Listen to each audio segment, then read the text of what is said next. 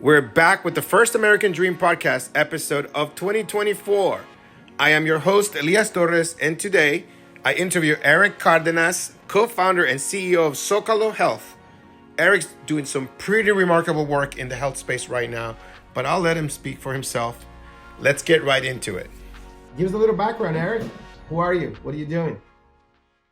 Yeah, well, appreciate it, Elias. Thanks so much for having me. It's always a pleasure to catch up with you. I know that we got to connect at the beginning of our entrepreneurial journey here with Zócalo Health, and so really appreciate the opportunity.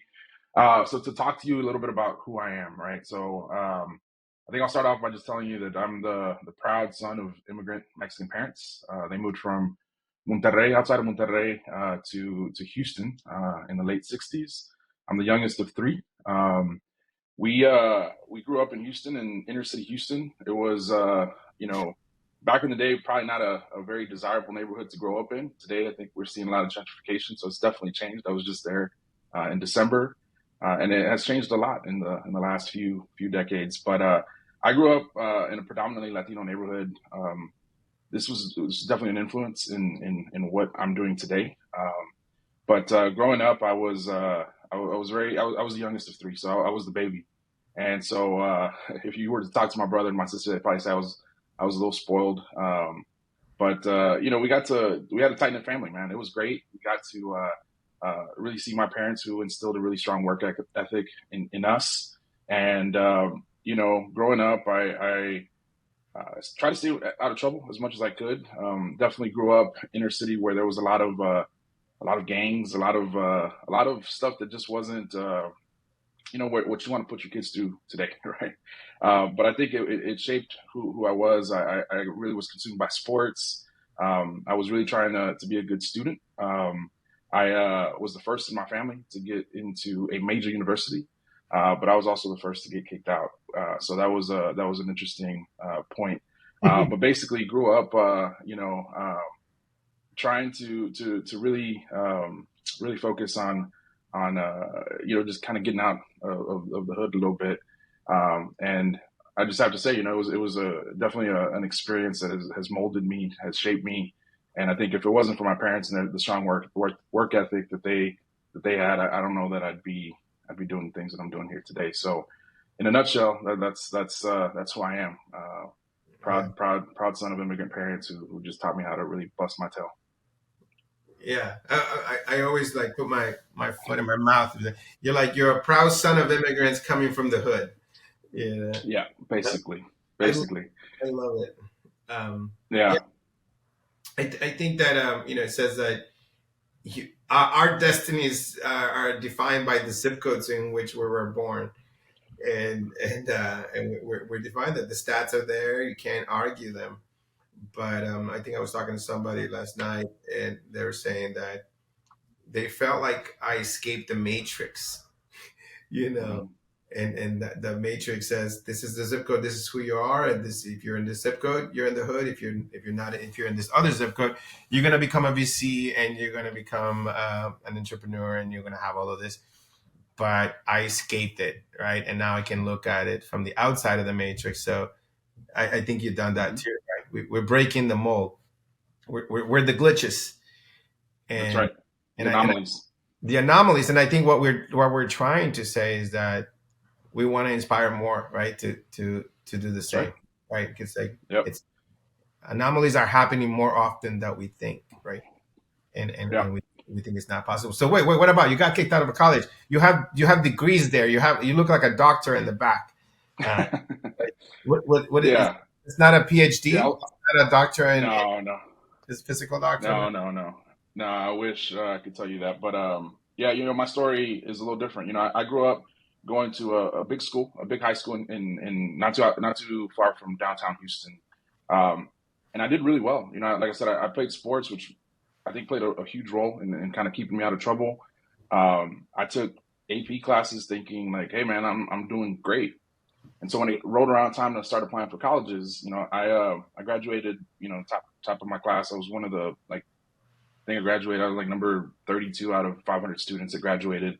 Um, and so I started to apply to colleges, and I got into a major university. I got into Texas A&M, and I wanted to be a doctor. I wanted to be a pediatrician. I wanted to help people. You know, one of the things that I learned early on was like pick a career that never goes out of style and that never kind of goes out of demand. And I was like, well, there's always going to be sick people, so I wanted to take that path. And so when I you know enrolled and got accepted into this university, I didn't really quite understand the process. And me and my wife, who are high school sweethearts, we had very different experiences getting into major universities. I just as an example, my parents didn't take me to new student orientation. Like, they were like, "Where are you going? Why? Like, what do you need? Here's $50. Good luck." And they were very supportive, but they didn't know. Like, they didn't take my brother or my sister to orientation. They didn't know how to lease an apartment for me or anything. We didn't even get in for room and board or anything in time. So I had to like rent an apartment off campus, and I thought it was great. I thought I was going to figure this out and just make it happen. And so I was a biomedical science major, and I showed up to my first few classes, and one of the classes was a chemistry class. And while I aced chemistry in high school, I, I I realized it just wasn't the same. Like, growing up in the hood again, compared to taking a chemistry class at Texas A&M University, I walked into this auditorium. There's like 500 students in this class. They started to talk about class, and I was like, "Hey, when are they going to hand out the chart of elements?" They're like, "Nah, bro. Like, you should have that memorized, figured out already." And I was like, "All right, cool. How do I drop this class?" And I just realized that I wasn't really prepared for school. And so a couple things happened. We had a death in the family that also impacted how I was doing in school. And the first year of school, just that was done. I got a letter from Texas A&M said, "Thank you for trying. If you make it to grad school, you can come back." And that was the end of my journey. I tell you about my wife, like, in comparison, she went to UT in Austin, and there was a program specifically for students coming in from inner city schools, and so she had smaller class sizes. They made sure that she was taking classes that were, you know, just to ease into the university lifestyle, right? The things that you needed to be prepared for as a student. And she went on to graduate from UT, and so very different experiences. One that was built to support students like us, and another one where you're kind of just on your own. Yeah, yeah. And I realized that, like, it wasn't the same. So I wasn't really set up for success, and uh, a major learning opportunity for sure. And what you see back here now is I ended up getting my undergrad as an adult. I was working at Amazon when I was able to finish and graduate from the University of Incarnate Word in San Antonio. This is you're so inspiring, right? In so many angles, especially you and your wife, both of you, like a case study right next to each other, right? Of Mhm. of anomalies that took different routes. But it's like you needed extra help, and you acknowledge that you needed a little bit extra prep because we didn't have it, right? And you failed the first time, but then you did it again. And then she was Mhm. able to take advantage of some of the programs, not a lot, but just a little bit of help, just a little bit of assistance, or extra care or support. Like, to me, it was I had a Latino scholarship at university, Mhm. and that was a little even though it's like a predominantly Latino school in Florida, USF. There was a little community. I felt I was part of this Latino community Mhm. scholars, and Yeah. this woman Donna Perino, we're gonna help you graduate. We are here for you. You're going to get this done. Just little encouragement like that, compared to, like, we go by ourselves uh, Mhm. to college. I'm kind of like I'm still like a Latino dad. You know what I mean? It's like Yeah. my kids applied to school, and I'm like, don't bother me. You got to figure out yourself, because I don't want to spoil them either. So it's just a Latino thing, whether we Yeah. know or we don't know. I don't want to spoil, and I'm just like, call me if you get accepted. And so, like, I got two Yeah. in college now, so it's one accepted, one in third year, and I did not do much for them. I was like, I can't. You got if you don't hustle like I did, I can't. Yeah. But I mean, I think it's a testament, though. Like, they're there now, and while maybe you didn't help them with the tactical things up front, it's what you did when they were little, right? It's what you did when that And I guarantee you, man, like I know it's different. Like right now, sometimes I struggle. I got 3 kids, they're a lot younger. But I realize like at times that I'm very fortunate. So I live in Seattle now, right? And my kids go to a private Montessori school, and Jeez. I didn't know what that was. I didn't know what that was growing up, right? Like, and it took me a while to like realize, like, man, like this is something that I think is gonna help them Bro, not that's be in the same situation that I was in, right? We're in a position now though, like at the age, like my daughter, she's in middle school now, and I was just thinking, I was telling my wife, like the things that I was exposed to at that age, like she will never be exposed to, and it's just in one part I'm like really happy about that, but then other parts I'm like, man, but like, are they gonna still be as gritty as we were, or not? And I was watching Walter Isaacson being interviewed by Lex Fridman, right? I'm aspiring to be a great podcaster, and Walter's just saying like Elon got some problems, and it's like, but Walter goes, look, I've interviewed all these amazing people, and I'll tell you something is like all these people had major issues growing up, and that's where the grit comes. And so I was telling my kids, geez, I'm not hard. I haven't been hard enough on you, yeah, I'm like, and so it only inspired me to be harder. I yell at my kids more every day I can. They were like, I go, you didn't take the trash out this Sunday, and they're like, why didn't you tell us? Because it's not my job to tell you. Like, yeah, we'll look up the town website. They're like, well, how do we know when the trash comes? How do you know when it's recycling? I'm like, hmm, "Well, use your phone, put an alarm. Not my yeah, problem, yeah, dude." That's how yeah, I to my kids. You wanted to be a doctor, but so when did you become interested in yeah, health? Before you wanted to become a doctor, or after yeah. Amazon? So wanted to go in. I wanted to be a doctor. When that didn't work out, I went back home, went back to Houston, and I needed a job, and so I was very, I guess, fortunate that I had a family member who got me a very entry level job at a clinic in Houston, and that's what really kind of kicked off my career in healthcare. I literally spent the first 10 years of my 22-year career in healthcare now climbing the corporate ladder, and I literally started working in the front desk at night at a clinic in Southwest Houston. It turned out that I was really good at computers at the time, and my boss was like, "Hey, there's this new technology that we're going to implement to make all of our health records, digital. Do you want to be a part of that?" And that's how I started taking more of an IT approach to my career. And so I ended up taking a role there. That's what ended up being like the first access, like exposure to like electronic health records, which was really big. That's obviously telling you how old I am, but I ended up spending the first 10 years of my career just climbing the corporate ladder. I left a major health system around 2012, 2013 as a director of information systems. And I have to say that that whole time while I was doing that, I always had it in the back of my mind that, man, one day they're going to ask me, "Hey, did you get a degree?" And that they were going to fire me. That the moment that they would ask me that, they're going to be like, "Hey, well, we thought you did, so never mind, give us our money back, or like give us the title back." And so that was always something that was kind of lingering in the back of my mind, because I had tried going back to school, but it was like work or something, and it was just very difficult for me to really concentrate on that. But that's what got me into healthcare. And then after the first 10 years of just climbing the corporate ladder, working for these large health systems, I decided that I wanted to be an entrepreneur. That's when I started to think I got my hands on like lean startup when it first came out. And I was like, man, maybe I need to figure out how to do something different in healthcare. And I started talking to some folks. I had some really good supportive leadership at the time, and as crazy as it sounds, like I just said, screw it, I'm leaving, and I'm gonna go start a company.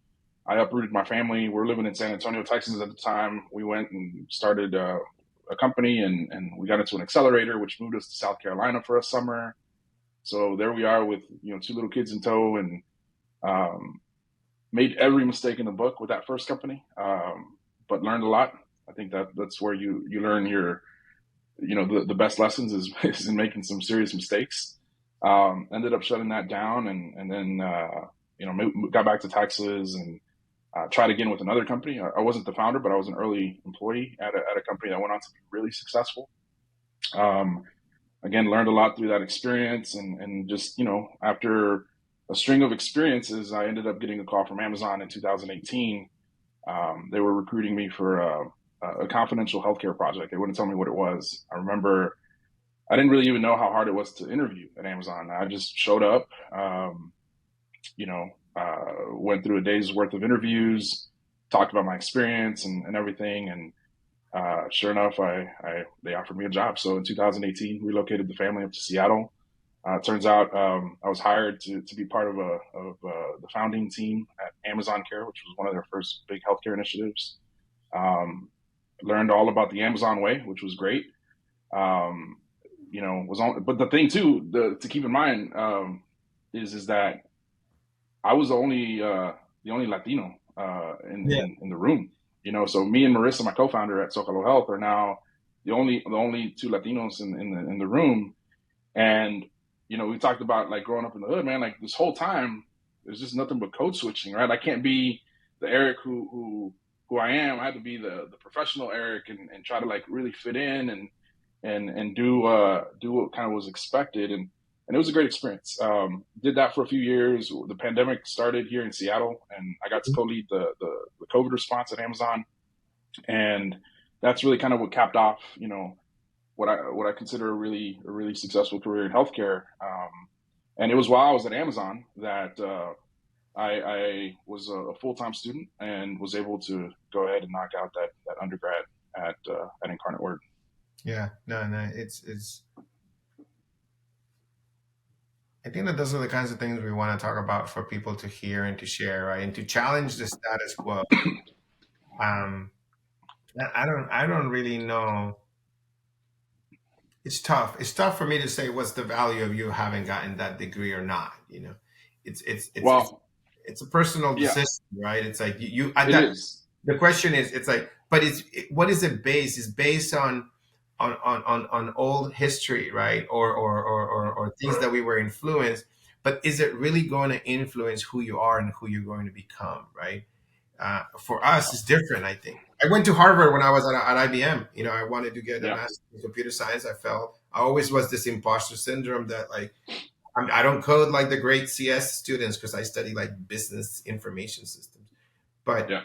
my strength is not really about coding. My strength is the Latino immigrant Mm-hmm. growing up with nothing in communist countries, hood-like situations that allows me to be where I am today. It wasn't Yeah. Harvard.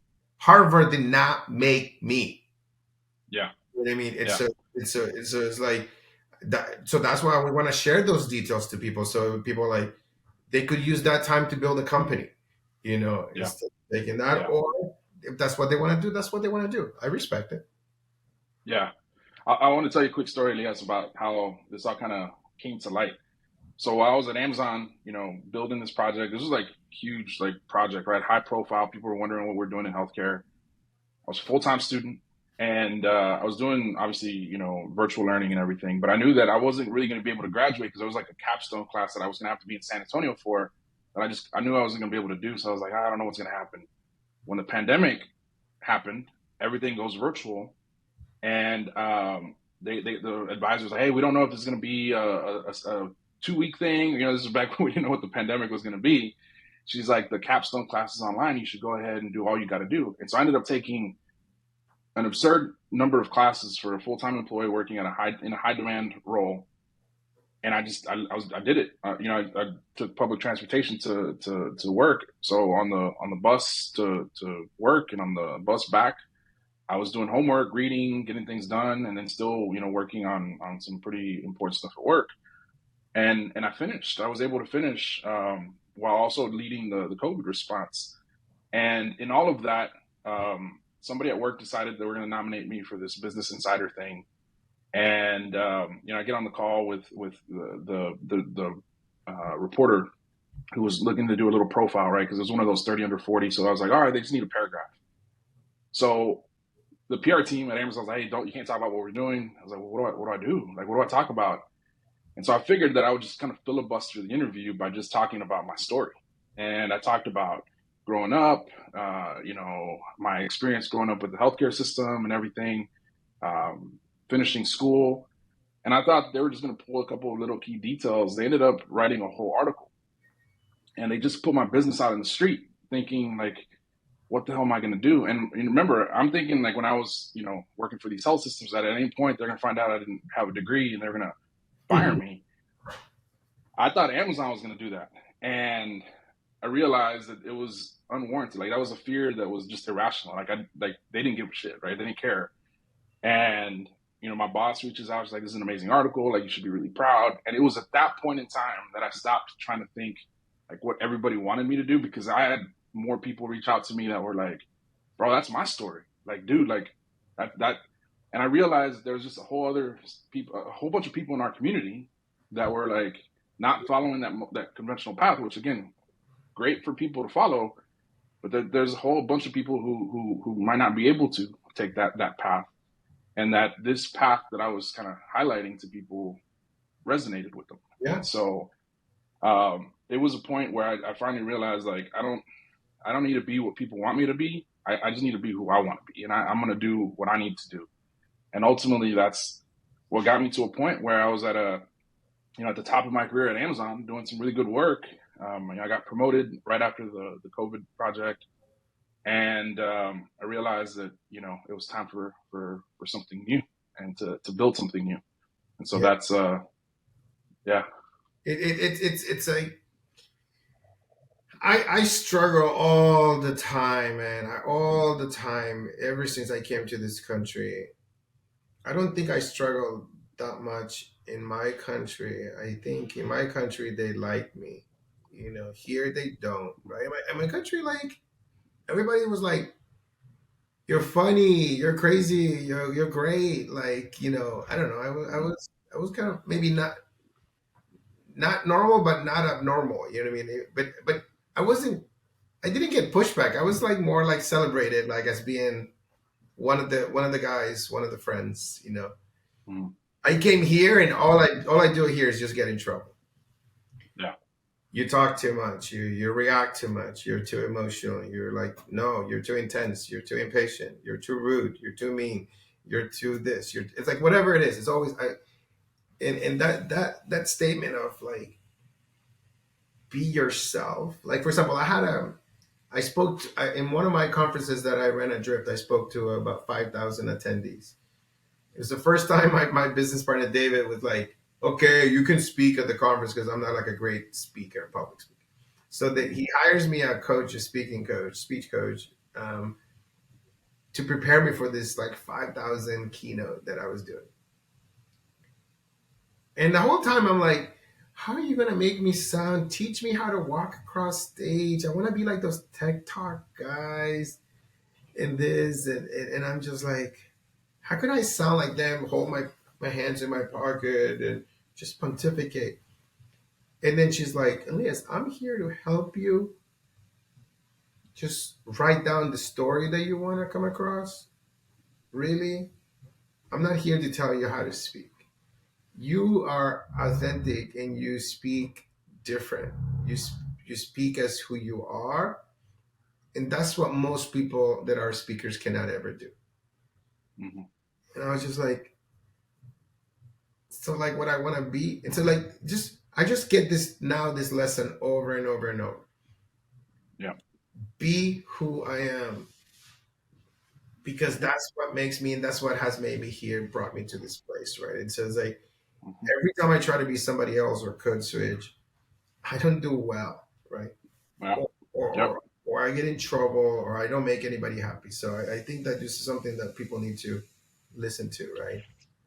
And I think it's a superpower, man. Like it's a superpower to be able to like tie your personal story, your experiences to what it is that we do, right? And whether it's at work or with family, whatever it is, like that's one of the things I tell people on our team today is that if you get asked to go speak on a panel, don't go try to just educate people on the things that we already know, and like same talking point. There's all these buzzwords that people use, and I was like, start with your story. Like, just start with your story, because nobody can debate you on who you are, right? And at the end of the day, we're in the business of serving humans, right? People.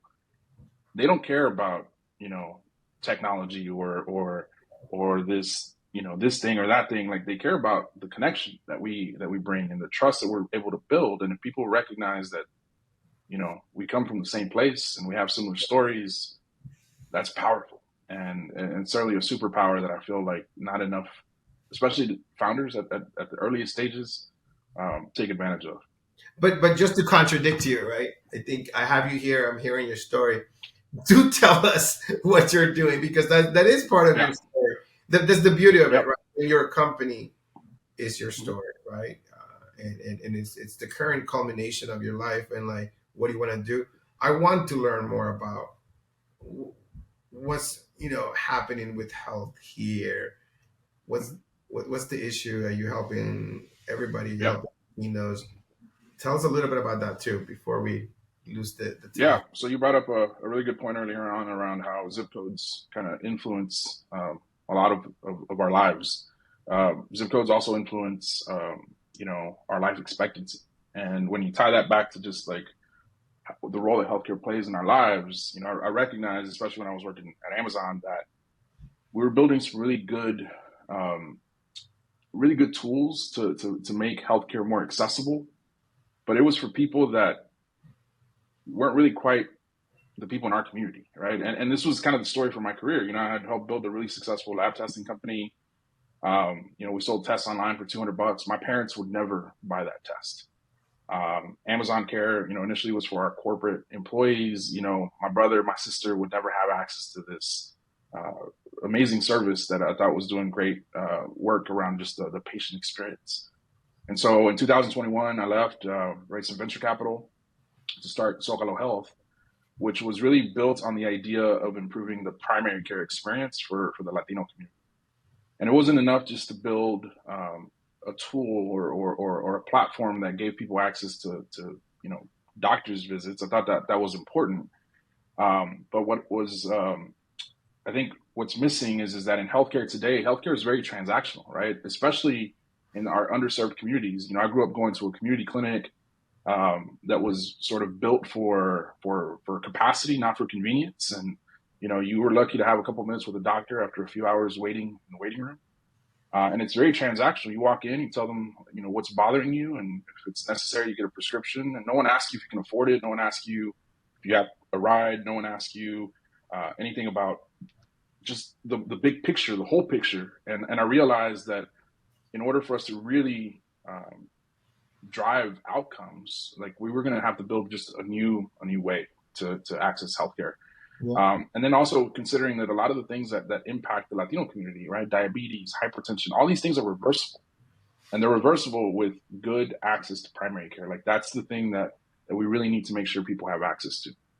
And so we built Zócalo Health to basically provide virtual access to primary care doctors that are Latinos, that are bilingual, that can connect with our patients. But the thing that we do a little differently is that we also hire community health workers, or promotoras de salud, that serve as the navigators in this equation. So we put them at the center of our model because they're from the neighborhood that our patients are from. And the moment that we start to, serve patients in a specific community, we hire community health workers from that community with the intent that they are the familiar face. And these are local folks. These are not necessarily virtual, that can help you not only connect with your care team, but also help you identify social good services that you may qualify for. Yeah. The one example I like to tell people is that growing up, there was a couple of times parents had to make a decision, the trade-off between filling a prescription or paying the light bill. And I didn't want any patients to have to do that today. And so with our community health workers, it's not just, here's a prescription, good luck, go fill it. It's like, hey, can we help you fill it? What can you afford? And if someone doesn't fill it, we ask questions, Yeah. and through this, we're able to help people find services that maybe help offset the cost of that prescription. Maybe we know of a service that helps cover utility assistance or something for a couple months. And that's where we address this more holistically. I love that. It just sounds so amazing. And in the day in the day of AI, right? Day and age, Mhm. whatever. I don't know what the saying is, but which is I'm deeply embedded into, right? Mm-hmm. You can't replace AI. Can't do what you're doing, right? AI could maybe type the words. It could, but the point is having someone in your neighborhood walking around that wants to help you and understands and sees you walking and going to the grocery store, taking the bus, and knows your children and hears you, sees you come by. I think that's fantastic. It's kind of like that woman that said to me, Donna, like in college, you're gonna be able to graduate. Don't worry, we're gonna help you. We're gonna be here. Mm-hmm. We need that. I'm just saying, like, Yep. AI will not do that for a long time. And what's wrong with using AI to find the best programs or the best grants or whatever, right? Or the Right. best discounts. But you still, why not have that human deliver that? Yep. To that person that needs Absolutely. to a person that day. Maybe just needed someone to say hi to them. Mm-hmm. I Yeah. loved it. Tell me what's happening in California. California is always controversial. Yeah. Well, so when we started Zócalo Health, we started initially as a direct to consumer company. We wanted to really get out into the community without having to worry about the long sales cycles of working with health plans, because those could sometimes take 18, 24 months. So we stood up quickly our service in California, Texas, and Washington. And, you think that you can do that quickly. And then you quickly realize that every state's different, right? For political reasons, some things are a little bit more accessible than others. But we started to get data from our patients that really demonstrated our ability to engage what we felt were patients that maybe weren't quite so easy to engage for health plans. And we immediately started getting some inbound from health plans in California. And so last year, we announced our first partnership with Blue Shield of California. And then we're about to announce a new partnership here in February with a couple of managed care organizations which focus on Medi-Cal, the Medicaid program in California, because they recognize that a lot of the Latino communities, especially like in the northern Central Valley of California, there's just like professional shortage areas. There's not enough doctors to serve these communities. And while there's federally qualified health centers, these safety net clinics that exist in these communities, they're over capacity. They're at capacity. They have 3-month waits in some instances, and the fact that we're virtual and help bring and augment access is really appealing. Not to mention the fact that we provide culturally competent care, our promotoras. These are all things that they know work. They just haven't really had options to bring these types of services to the community. And then in January 1st, just 9 days ago, Medi-Cal is now available to everyone, regardless of their immigration status. So they recognize that they were probably going to have an influx of individuals signing up for Medi-Cal that needed to be served. That again were probably immigrants from Mexico and other Latin American countries. And so we're certainly in a really strong position, especially in California, to serve these individuals. Again, the use of these promotoras. We are right now in our early stages a telemedicine company. Digital literacy is always a barrier, but I feel like we're really lucky that our community health workers are there to help kind of close that gap and help people get comfortable on how to use their phones. If they don't have a smartphone, our promotoras have iPads and can help people connect to our doctors. And it's just been a really great experience because these contracts, there's a good amount of resources that are going into services and programs like ours to really help close those gaps. Because at the end of the day, I think what the state recognizes is that if we don't address the needs of this population, costs will get out of control. Yeah. And I think they're just one of the first states here in the country that's really focused on addressing that head on. And we're just very lucky and very fortunate to be in the mix, and that our model of care is kind of growing in demand with these health plans. What's your biggest call to action that you could have for everyone listening here? What do you think? I think for anybody who, I think recognizing that in our community that we are the navigators of our family. We play an important role, and I think just for people who are out there who have family that depend on them, like healthcare. You've heard the saying, right? Health is your wealth. And that's true. And we need to take care of our communities, making sure that we're prioritizing our health, scheduling those appointments. That's going to be important. From a business perspective, we've sort of lived through the craziness of the market, right, going up and down. I think we're entering 2024 on a positive note. And so for us, I think the call to action is, support Zócalo Health. We have something for everybody, and we continue to build momentum and work with health plans. So if there's anybody out there who has connections to health plans in California, Texas, Washington, definitely reach out, because we can really drive a lot of impact and engagement for the hard-to-reach Latino communities in these states. And so I think those are the key, for the consumer, prioritize your health, and from a business perspective, need help in growing and getting the Zócalo Health message out to the masses. Yeah, I'm truly in awe and jealous a little bit of you. Of with Novi, I started taking on customers, and I started taking several nonprofits, and it's trying to shape my future of like, how do I balance and make it sustainable to do for-profit clients and nonprofit clients. But what you get to do is helping your community. I'm helping the community. I'm helping them in this podcast, and I'm helping a lot of nonprofits. But you get to you combine it in a really smart way, and you get to do it every single day and like impact people. I think you're knocking it out of the park. I'm so proud of you. Appreciate it. And I want to hear your story. Congrats. I appreciate it. Thanks, Elias. It's always a pleasure, man, and appreciate your support always. No problem. Thank you for coming on the show. Thank you for listening to the American Dream Podcast. Make sure to subscribe so you never miss a new episode, and share the episode with your friends. Our work isn't done until everyone has equal access to their dreams.